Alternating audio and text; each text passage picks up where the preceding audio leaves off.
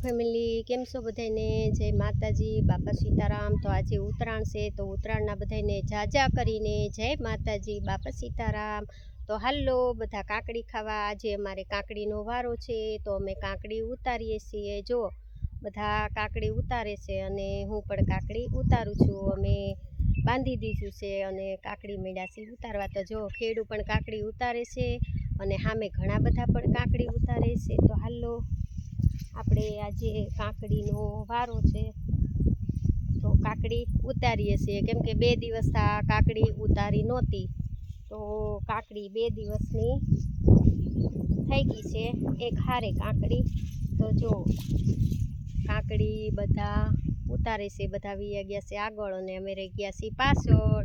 તો જો આવી રીતની કાકડી ઉતારવાની હોય છે અને કાપાવાળીને કાકડી ઉતારવી પડે છે। બ્લેડથી કાપવી પડે, બ્લેડથી કાકડી। તો કાકડી ઉતારી છીએ। આમાં વેલામાં કાકડી ગોતવી પડે, કેમ કે વેલા બહુ બધા હોય ને એટલે કાકડી હોય અંદર, એટલે કાકડી ગોતવી પડે।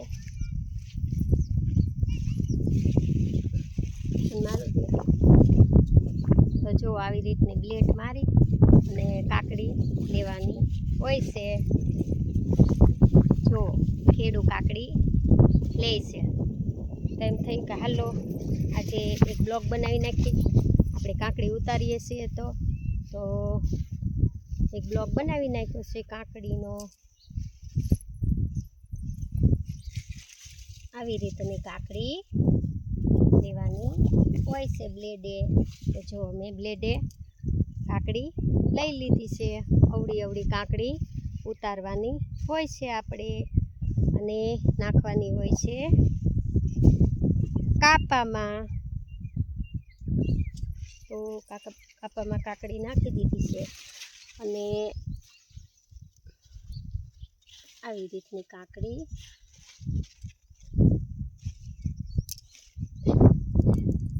આ થોડીક કાકડી થઈ ગઈ છે મોટી, અને જેમ ઝીણી ઝીણી કાકડી હોય ને એક સરખી, એનો ભાવ સરસનો આવે છે।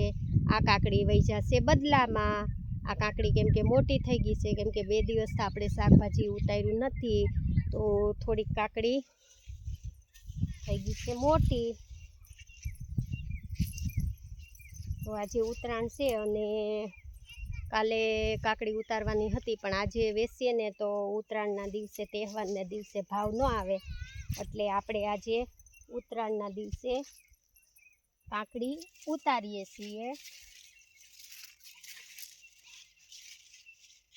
અને નાની નાની કાકડી રહેવા દેવાની છે, એનો પાછો પ્રમ દિવસે વારો આવશે। એકાત્રા કાકડી આપણે ઉતારીએ છીએ, અને આજે બધી મોટી મોટી કાકડી આપણે લઈ લેવાની છે। તો જો અમારી બધા આગળ થઈ ગયા છે એ લોકો, અને અમે બનાવીએ છીએ વિડીયો, તો રહી ગયા છીએ કાકડી ઉતારતા ઉતારતા પાછળ, અને એ લોકો બધા થઈ ગયા છે આગળ। તો કેમ કે પાંદડા બહુ હોય ને એટલે આમાં ગોતવામાં થોડી વાર લાગે। તો આવી રીતની કાકડી ઉતારતી જવાની છે અને આપણે કાપામાં નાખતી જવાની છે। અને આપણે કાકડી કાપો વાળીને કાકડી ઉતારીએ છીએ। જો બધાએ કાપા વાળ્યા છે, કેમ કે હામટી કાકડી હોય એટલે કાપો જ વાળવો પડે। આ શેઠેથી લેવાનું, ઓલા શેઠા સુધી કાપો રાખવાનો, પછી ત્યાં ઠલવી દેવાની। કાકડી પણ બહુ બધી પડી છે સરસની। જો તો આવી રીતના અમે વાડીમાં કામ કરીએ છીએ અને કાકડી ઉતારીએ છીએ। વાગી ગયા છે 11, તો એમ થયું હાલો નાનો એવો બ્લોગ બનાવી લઈએ। કાકડી ઉતારીએ છીએ તો આજે, અને આજે કાલે કાકડી નહોતી ઉતારી, તો આજે ડબલ કાકડી ઉતારવાની છે આપણે। અને ખેડૂ છે પાછળ, જો ખેડૂ પણ કાકડી ઉતારે છે। અને અહીંયા બધા કાકડી ઉતારે છે અને આમાં પાછળ રહી ગયા હોય ને તો એ લોકો આપણને લેવરાવા આવે એટલે એક આરે હરિયું થઈ જાય પૂરું. અમે રહી ગયા છીએ પાછળ તો એ લોકો આવે છે કાકડી સામે લેવરા, કેમકે વિડીયો બનાવું છું એટલે થોડાક તો પાછળ રહી જ જઈએ તેમ થઈ હાલો નાને હોય બ્લોક મૂકી દઈએ કાકડીનો. જો આ નાની નાની કાકડી છે ને આ કાકડી રહેવા દેવાની હોય અને પ્રમ દિવસે ઉતારવાની છે. આ કાકડીને પ્રમ દિવસે વારો આવશે ઉતારવાનો, કેમ કે બહુ નાની છે કાકડી અને મોટી મોટી બધી લઈ લીધી છે.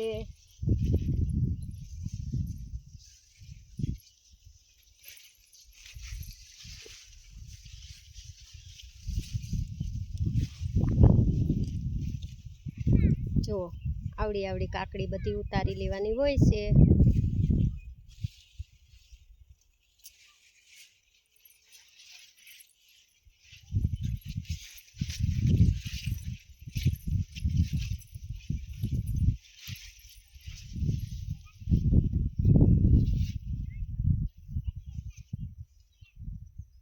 તો વિડીયો ગમે તો લાઈક કોમેન્ટ કરજો ને આવજો બધા વાડીએ કાકડી ખાવા અમારી. તો બધાને જાજા કરીને જય માતાજી અને બાપા સીતારામ. વિડીયો ગમે તો લાઈક કોમેન્ટ કરજો. અને જો આવી રીતની ગાસડિયું વાળવાની હોય, આ છે કાકડી, તો આવી રીતની ગાસડિયું વાળી દેવાની હોય. ઓલા હેઠેથી આ ઓલે હેઠેથી ઉતારતા ઉતારતા આવીને ત્યાં આટલી કાકડી ઉતરી જાય છે. તો પછી આને ગાસડી બાંધી લેવાની હોય અને ઢાંકી દેવાની હોય, કેમ કે લસાઈ જાય કાકડી એટલે ઢાંકી દેવાની હોય. અને પછી એક આરે ઘરે ગાસડિયું પોગાડી દેવાની છે. તો જો આવી રીતના કાકડીનું કામ અમે કરીએ છીએ.